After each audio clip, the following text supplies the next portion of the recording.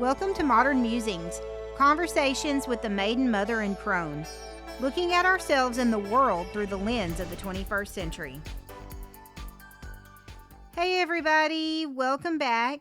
I'm Amber Jones, and I'm here with Kristen Blakely and Cindy Murray. Hello.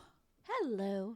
And if you are just tuning in with us, we are three women that like to talk about pretty much everything. Yes. Yeah. So this week, our overreaching theme is expectations.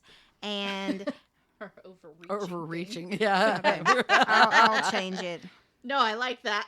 It's so we are suiting. overreaching every time we have an expectation. Right. It's expectations and how it sets us up, how expectations set us up for disappointment. And boy, do they ever. Yeah. And every time I think about stuff like this, like expectations, I think of a poem by Robert Burns that I really like. And basically, okay, so it's a Scottish poem, so I'm not going to read that part in Scottish, but it's often the line that I really like, and it inspired a book by John Steinbeck called Of Mice and Men. Oh. And the line in the poem that I really like, and they're often taught together in school because I'm an English teacher. The poem is called To a Mouse. And it's the line in it is, "The best laid plans of mice and men often go awry." Yes. And so every time I think about something that I really expect to happen, expectation and plans that I make and everything like that, I think of Mice and Men. And I think of that line of poem. The best laid plans often go awry. It's absolutely true. Yeah, and that's like when you make plans, you expect that your plans are going to go through. Mm-hmm. So there's your expectation part, and then I know like there's this quote that has been floating around the internet for years, and it's attributed to Shakespeare, but Shakespeare never said this in any of his plays. Expectation is the root of all heartache. Ah. And if you Google that quote, there's like a million little quote pictures that are gonna pop up, and it's gonna say that quote is written by William Shakespeare. Yeah. And I want to debunk that right now because it is not written by William Shakespeare. Okay. But either way, it goes really good with like our topic today. Yes, Expectation is the root of all heartbreak. Yeah, I think it's absolutely true. I think when we get ourselves butt hurt, as people will put it, it stems from how we thought things were going to go, or how we thought people were going to treat us, or things that we thought we deserved, which are all expectations. Mm-hmm.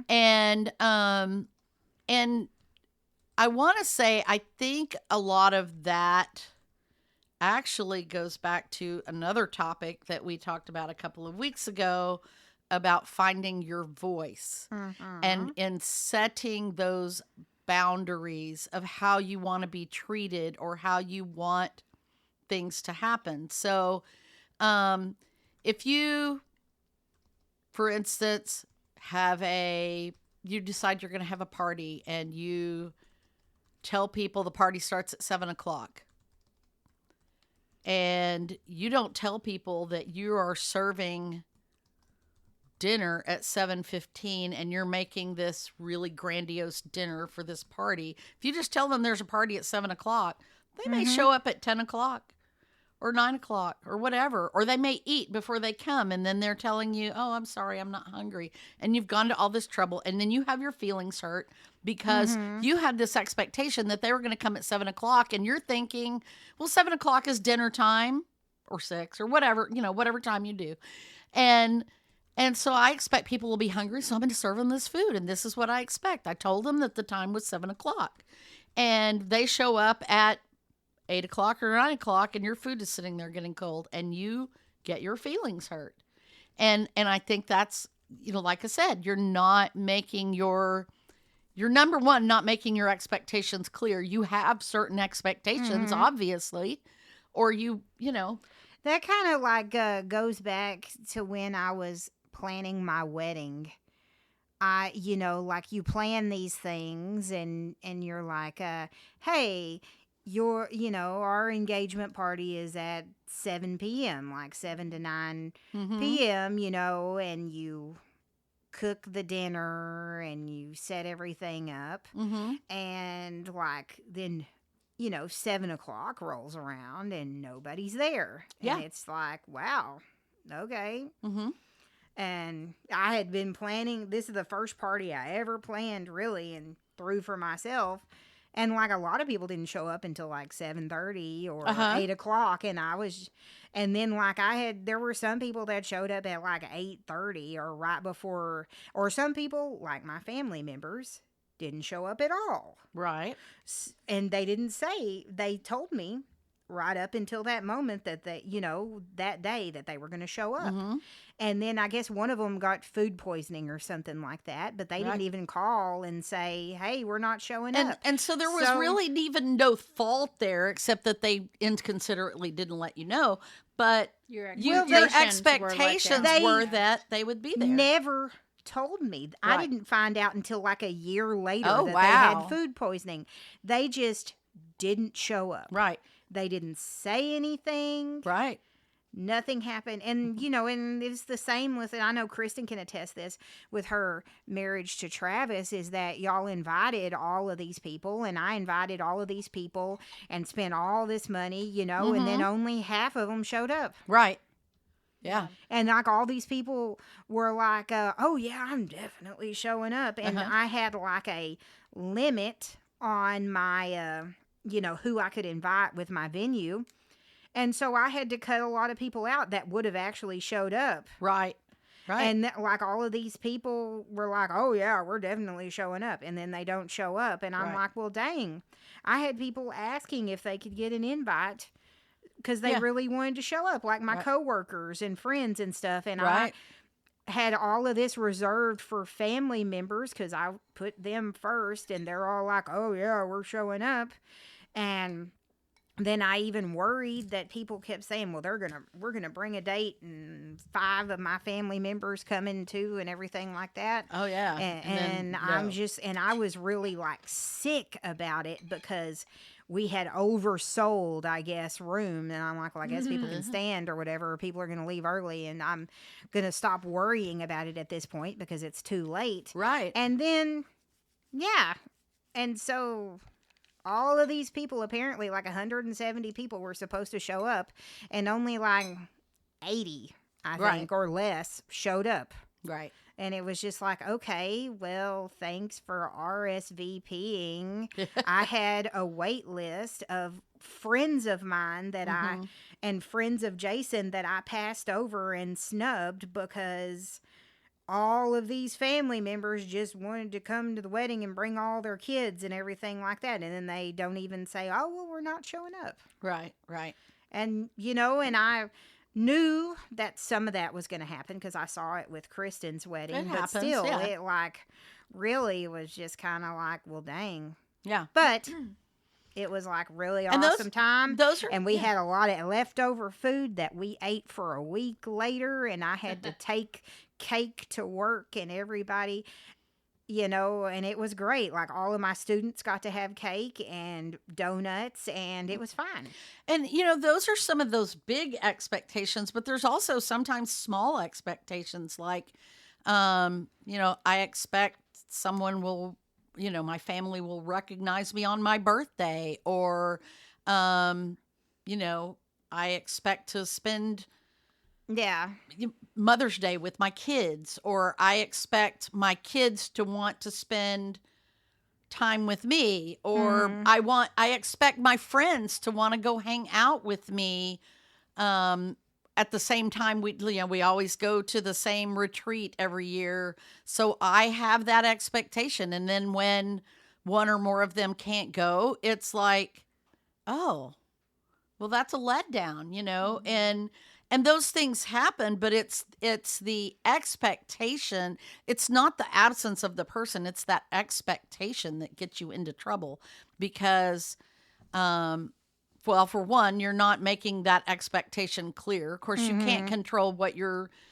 friends or your kids do or whatever. But I have a friend who says they don't ever do anything for her birthday because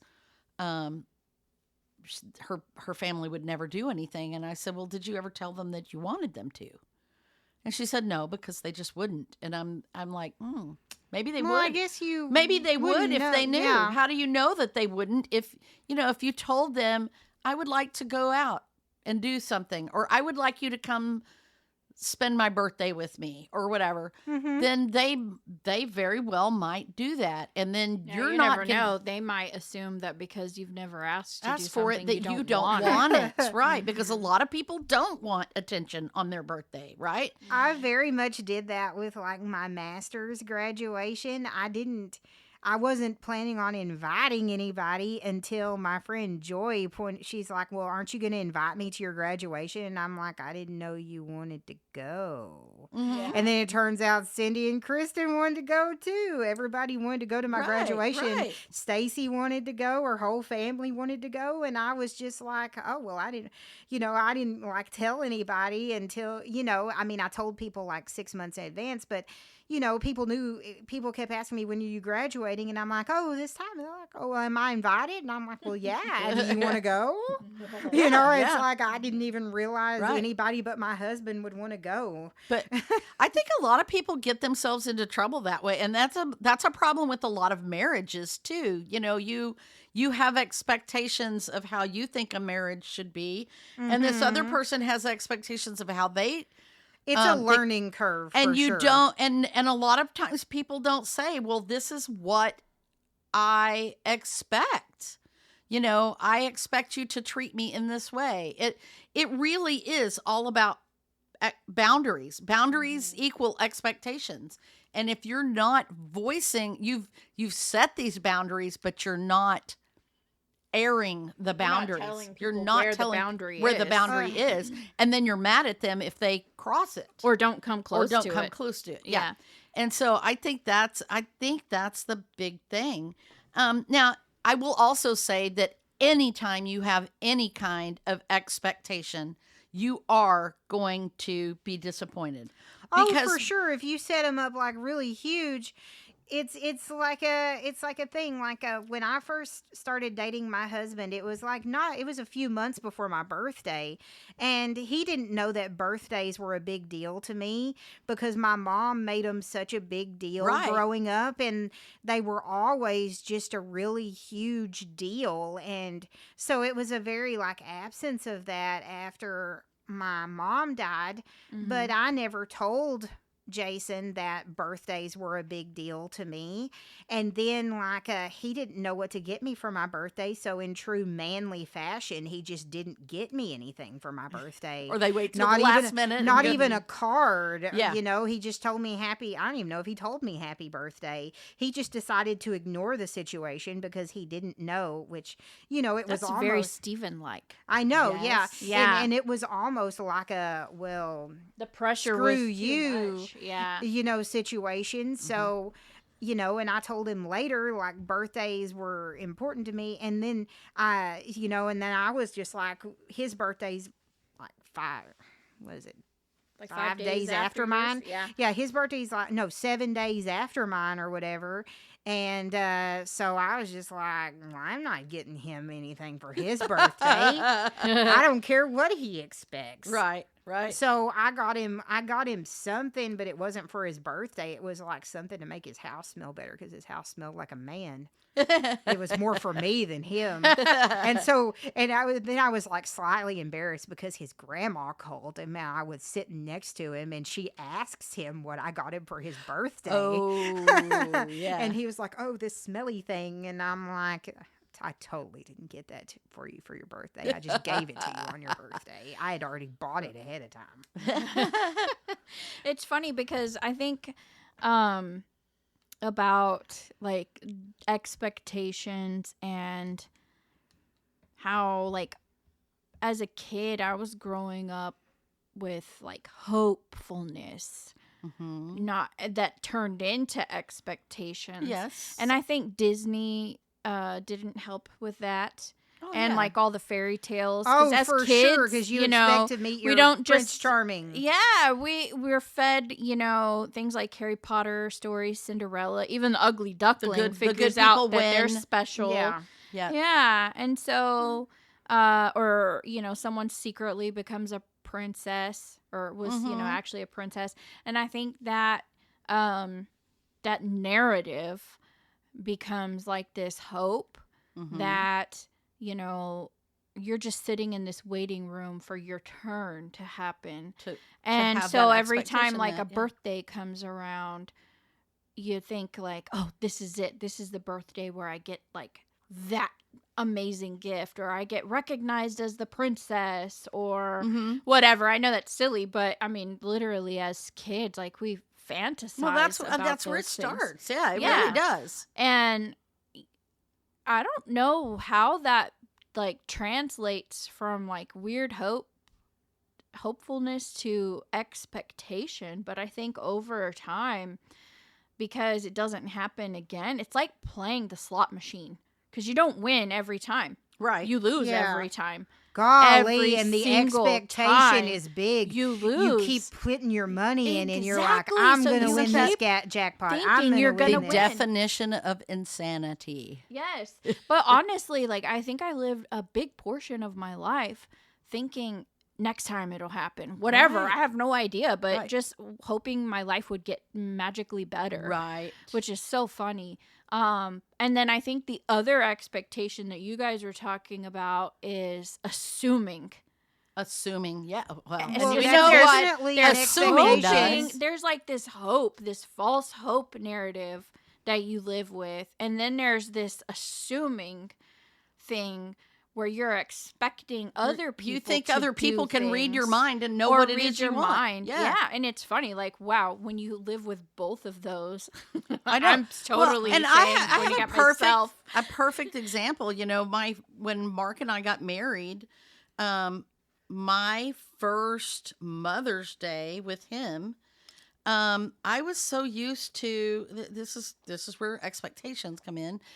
My dad always got something nice for my mother for Mother's Day. It wasn't expensive, it wasn't fancy, but he would buy her like a rose carved out of wood, or a little bottle of perfume, or a little something, some little thing to let her know that he respected the fact that she was the mother of his children. And we always got together as a family at my grandmother's house or my aunt's house for Mother's Day to celebrate, right? And so when Mark and I got married, Mother's Day rolls around, nothing. And I got my feelings hurt that he didn't, because, in his family, they didn't necessarily, he might have called his mom, but it wasn't anything like, we kind of had words. I wouldn't even call it a real fight, but my feelings were hurt and I was crying, and he said, well, you're not my mom. And I went, wait a minute. It's not about celebrating your mom. It's about celebrating mothers, all mothers. And my dad didn't look at my mother and say she was his mom. He said she was the mother of his children. And I am the mother of your child because you chose to have Kristen as your child. Therefore, I am her mother. And guess what? She's 5 years old. She can't go get me something for Mother's Day. So then it falls to you as her next adult in her life to show like this to is how you respect the elders. Yeah, or whatever. And when he saw it that way, he was like, oh, you're right. And he always he did make a few faux pas. Like one year he replaced the ceramic bowls that he broke with another set of ceramic bowls. And I was like, no, you don't buy me something to replace something you broke. And you don't buy me something that helps me clean the house or cook better or whatever. Yeah. You buy me something personal for me. But No and he mom learned that. products. No mom products. No mom products, right. Yeah. It's people products or whatever. And but the problem there was not that I was expecting something that he couldn't or wouldn't or shouldn't give. And he wasn't at fault because we had two different expectations. And it wasn't until we had that discussion about what those expectations were that we came to the compromise of what we had later. And so in later years, he would always cook me a really nice dinner at home because he didn't want to go out and face the crowds at the restaurants. And he would get me something nice and, blah, blah, blah, blah. And so we would have Mother's Day. And then I reciprocated at Father's Day. But I think that the big thing there is that we both had expectations. And a lot of times that's what happens is we both, even when arguments happen or whatever, it's because we have different expectations and we're not being clear about those expectations. We're not using our voice to voice those expectations. And we're maybe not being realistic about what can happen if nobody else knows what those expectations are, So, yeah, I was looking at the different types of expectations that we accidentally put on people. Oh, lots. Yeah. And because one of them I was thinking about is like in that fantasy world where you're thinking like, one day I'm going to wake up and I'm going to be surviving whatever this is, or, I'll be redeemed into this better world of whatever. Harry Potter, finally get my letter or whatever. Right. But one of them is like being called into the boss's office and you're like, I'm getting, this is my chance. I'm going to get that raise. I've always, and then they're going to reprimanded or just get another task handed to you, and then there's like this resentment that follows afterwards. Well, mine's always like those expectations go both ways too, because sometimes you gear yourself up to hear the bad news, right? And then it's not nearly as bad as you think it is or whatever, but you are reacting in real time to something that you expected. You're already failing. Yeah. You're already being let down. You're but letting I was yourself thinking down. about, because you're talking about expecting people to already know. And it's like creating a contract that nobody else signed. Exactly. So saying things like, if I work hard, I'll be recognized. Mm-hmm. That's expecting other people to notice that you did to something that you do. Yeah. Or if I'm kind, people will treat me kindly. Yeah. And that's a big one where we let ourselves down because and that's where we become doormats. expect it to be an exchange. Yeah. Because we're expecting something out of it. Or not gonna happen. If I do everything right, life will reward me. Oh, wow, wow. Do we ever do that one? Yeah. Yeah. And so, like, be careful setting up contracts for people that aren't actually signing anything. Right. You're holding people accountable for something that they aren't even aware of. Yeah. I agree. I want to know, what do you do? I mean, this is something that I've struggled with and I really started, it started when I picked my one little word now. Because when you have expectations, you are not living in the now. You are making your expectations based on things that happened in the past or things you want to happen in the future or you expect to happen in the future. Yeah. And so living in the now, if you're truly living in the now, then you have no expectations, which is a really, really hard thing to learn. Mm-hmm. Well, it's the best way to live. But then again, you have to think of it as like if you expect nothing, then you get nothing in return. Mm-hmm. Right. Because then you really are a doormat. Yeah, like if you expect nothing from anybody, then people are going to give you nothing. Right. They're just going to take from you. If you give kindness freely, then you are not standing there waiting with your hand open forever, waiting for it to be filled. Perhaps, Yeah. yeah. Because you gave You filled it from kindness yourself. with the choice. You filled it of your own. Yes, your hand is Exactly. filled from your own Exactly. kindness. So you should expect high things from yourself, not everybody around you. Because if you expect nothing of yourself, then you will get nothing and you will be nothing. Yes, but I just that. I just want to. I don't know. I'm trying to figure out. Like I said, when I started struggling with this was when I was trying to live in the now. And I started looking at things when I was disappointed. Am I really living in the now? No, I'm not. I'm living in what I expected to happen. Mm-hmm. And it's not what I expected. And so now what do I do? Mm-hmm. And that's a good place to start, because recognizing that you have an expectation is the first part of that. But figuring out how to go one step beyond that, where you don't set those expectations in the first place, that where you're okay with whether it happens or it doesn't happen, where Yeah. you're just happy with knowing that you put it there and that's what Okay. it is. That's the hard part. I have 5 questions for you to ask yourself. Okay. Good. So, especially when it comes to expectations. Number 1 is, what expectation am I holding right now? Yeah. And number 2 is, where did this expectation come from? That's a great one, because that will inform you a lot about whether it's realistic or not. Mm-hmm. And number 3, and that kind of goes with that, is this expectation realistic and within my control? Mm-hmm. And then number 4 is, what meaning am I assigning if this expectation is not met? Yes. Oh, Yes. like And- self-worth. Yes. Yes. And number 5 is, what would change if and this is the big one, what would change if I replace this expectation with curiosity or acceptance? Okay, so it was, what expectation am I holding right now? Mm-hmm. Where did that come from? Is it realistic and in my control? Mm-hmm. Number 4 was, What meaning am What I meaning? assigning That's this right. expectation if it isn't met? yeah. And what can you change if you replace the expectation with curiosity or acceptance? Curiosity is a great word too.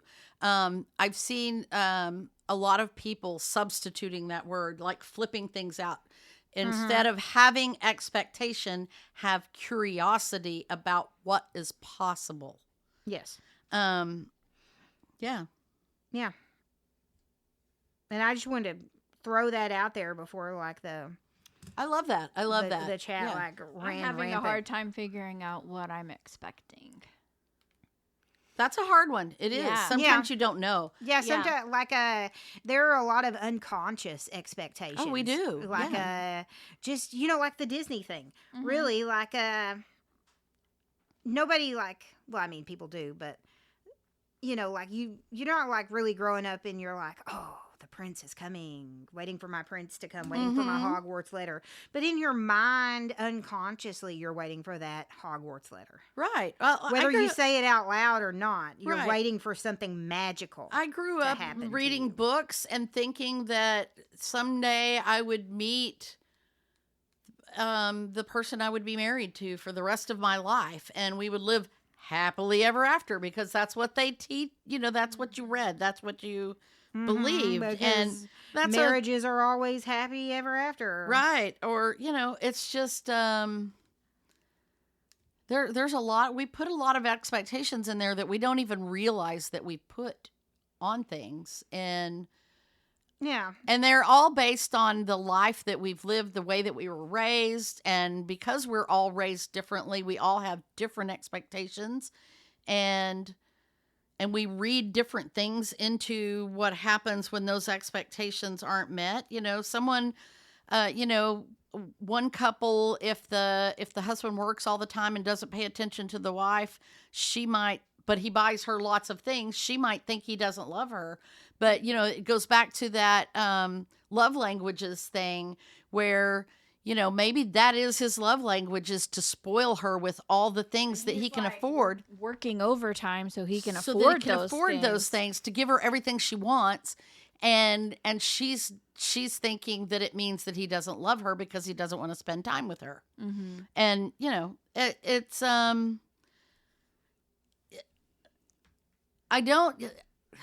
obviously the best way to deal with things is to not have expectations, to have that curiosity. What would happen if, but we're human and we're going to make expectations. And so it comes back to that, making those boundaries, which, it doesn't have to be like a offense.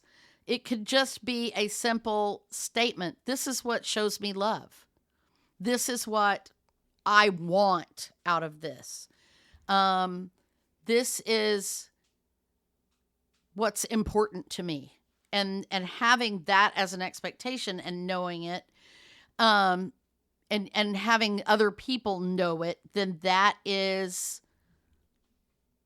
what sets you up for not having that failure. Because I don't know, it's hard. It really is hard, because I know I've failed to meet people's expectations many, many, many times.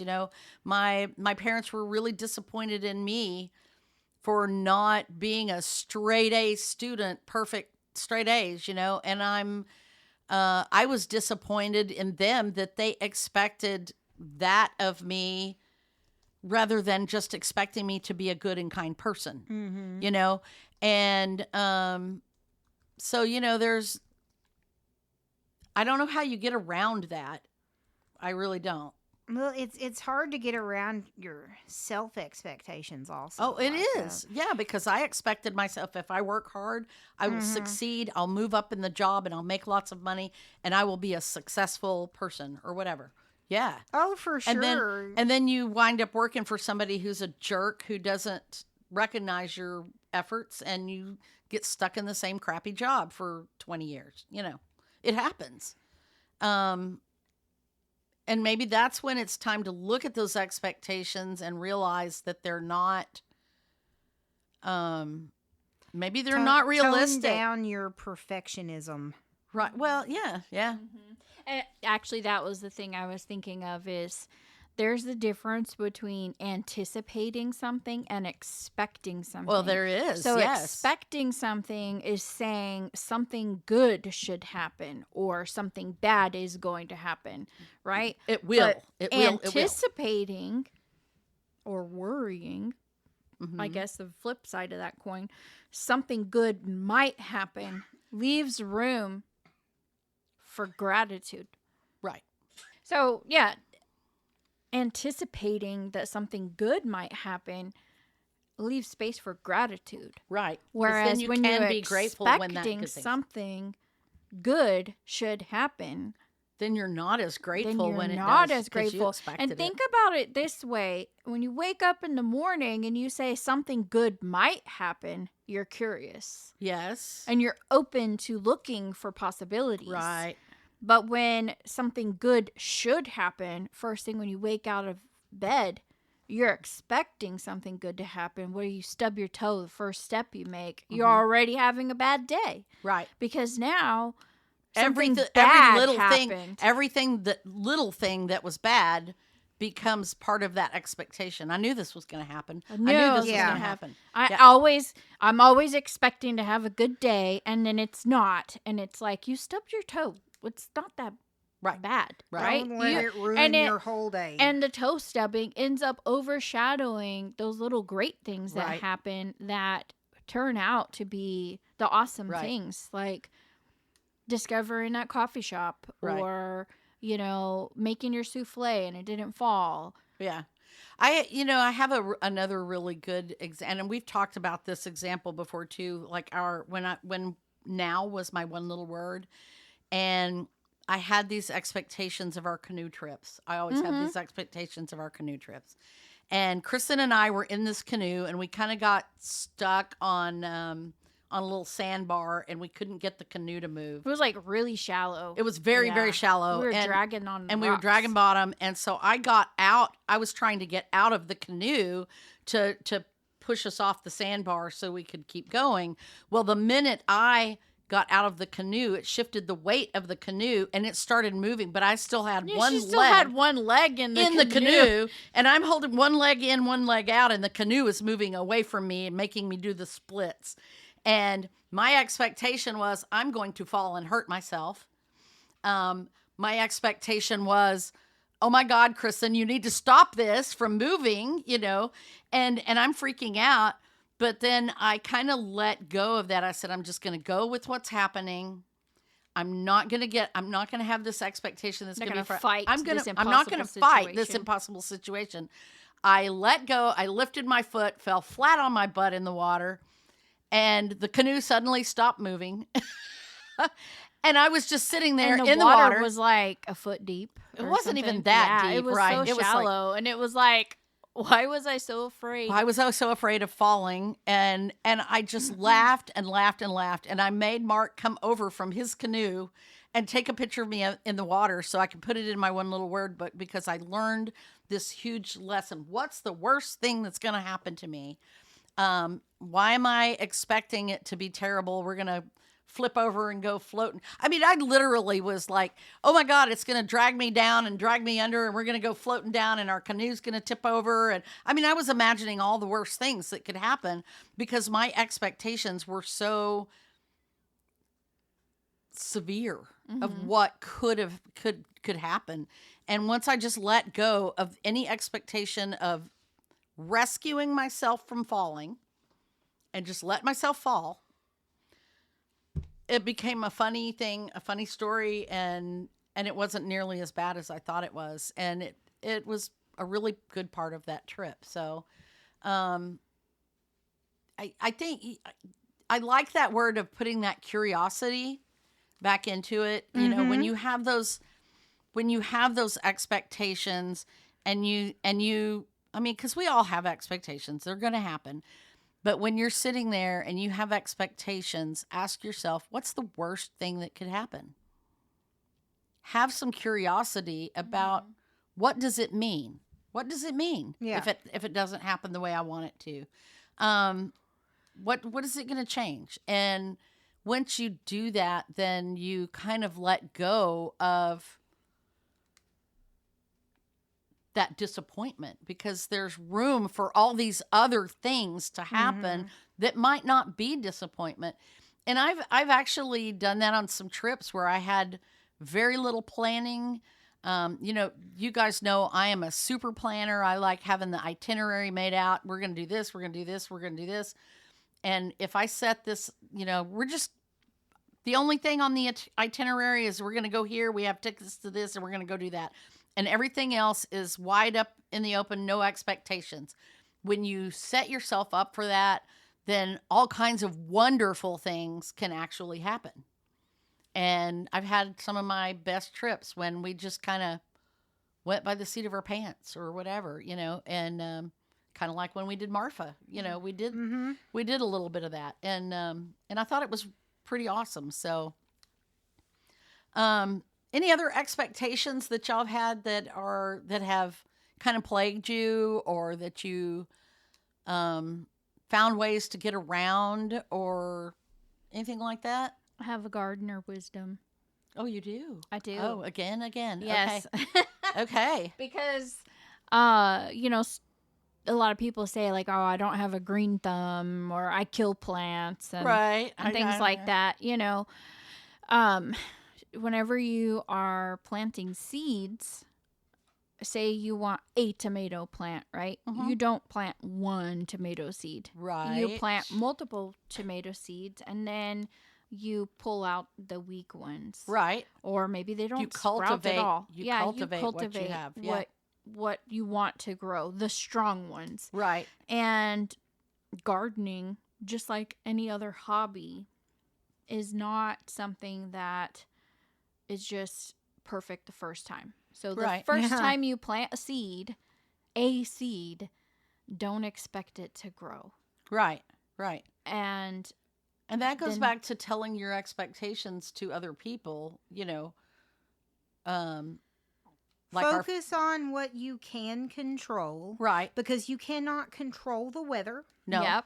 You You can't cannot control other control people. Other people. You cannot control that seed growing, no matter even if you water it correctly or Because do they all don't, the right they're not all things. meant to grow. When you Yeah. break open a bell pepper, there's like 200 seeds in there. Yeah. They are not all Going there to You're grow. not to gonna grow. get Yeah, they're 200 not. bell peppers from one bell, Right. Yeah, you're not. The And- world would be overrun with bell peppers or Yeah. tomatoes or whatever. Yeah. Exactly. And the gardener doesn't yell at the tomato to grow. Right. Right. So- It's like a rabbit can have up to 9 babies, but if every rabbit had 9 babies, there would be rabbits everywhere. Not And- all of them are going to live to be other Exactly. rabbits. Exactly. Or chicken eggs. Yeah. If every chicken had the capacity to their eggs, and all those became chickens, Right. and then they had chicken eggs. And just like every hope and dream that we have, yeah, sure, share them. Tell your family what it is you expect, or when you invite people to a party, tell them dinner will be served at 7. It's so funny. All of hers are other people's They are. expectations. Well, I Yeah. mean, that's where mine are like my own personal. Like, I have expectations on myself too, but they're more private. But the expectations, well, they may not fulfill them the first time or the 10th time or the 20th time. on that one, like especially when it comes to other people, my advice would be like to stay flexible. Well, that's what, and that comes Yeah, back and to like that. Be in the now. What happens? So what if they can't come to your party at the right time? Do you not want them to come to the party if they can't come at 7:00? Are you okay if they just come for dinner just come for Right. dessert? or are they no Yeah. longer your friend? Are they suddenly not your friend because they couldn't come to this one dinner? Yeah. Right. What is this expectation that you have, and why is it so inflexible? Yeah. Yeah, it's the inflexibility of that expectation that causes Ooh. that. Yeah. I have a good quote for you. I'm trying to remember where that came from. It's from Lao Tzu and the Tao Te Ching. And I love this one because it's plants. Like, this Everything is with you is before my plants gardening these days. era. Yeah. Before my gardening era, okay? I'm gonna get you But- a T-shirt that says "I wet my plants." I like it. The living are soft and yielding. The dead are rigid and hard. Ah. Living plants are flexible and tender. The dead are brittle and dry. Therefore, the rigid and unyielding are disciples of death. The soft and yielding are disciples of life. Nice. I like that. I like that. Interesting. I like you were talking about your own expectations of yourself, and I just when I was sitting here thinking while you were looking that up, and I was thinking, I did have expectations. Like I said, I keep most of them private, but I've shared this one many times before. My expectation about cleaning out my garage, and then I let myself down because I haven't got that garage cleaned out. I keep having this expectation I'm going to get out there and I'm going to do all these things, and then I don't get it done. And I think that's back to I have to go back to that curiosity. Well, what happens if I don't ever clean that garage out? Yeah. Oh, well, I What guess I will don't get happen? it. What will Yeah. happen? And so quit beating myself up over it because I haven't met that because obviously it's been more than 2 years now. And, but also be flexible. What is the definition of cleaned out? If I can get one car in there, and this goes back to that discussion we had with Amber a few weeks ago about failing her diet or challenge thing, Yeah. just because you had what you called a false start, which is not a false start. It was a pause or a interruption, doesn't mean that you failed. It doesn't mean you have to start over. You're still doing it. So being flexible in what that expectation is allows you to still accomplish it without having so much beat down on yourself, or beat down on other people or whatever. if I tell my husband I want a gift for Christmas and he gets me something, then he met my expectation. Mm-hmm. Why does my expectation have to be so rigid about what it is that he gives me or whatever? So that's where I think I really do. Curiosity and flexibility battle expectation and disappointment. If you are curious and flexible, you're not going to be disappointed. You're going to find something else to be grateful for. Yes. I like that. Yeah.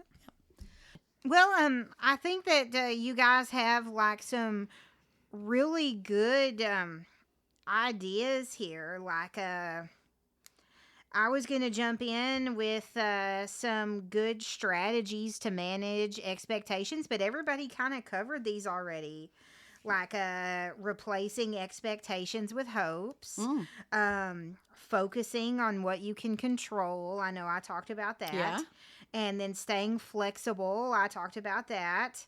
And then challenging your assumptions. Mm-hmm.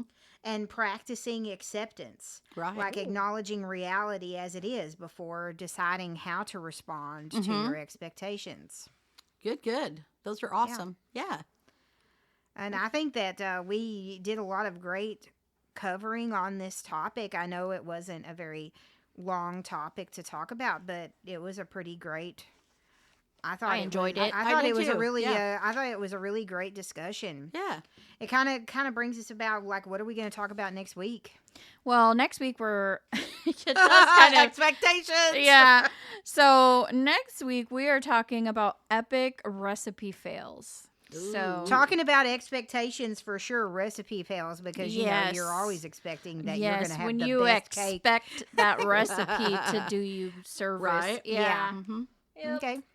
Well, guys, listeners, if you want to hit us up on social media, check us out on MMC Chat. Let us know your expectations and how you combat expectations. And we'll talk to you next week. All right. Bye. Bye.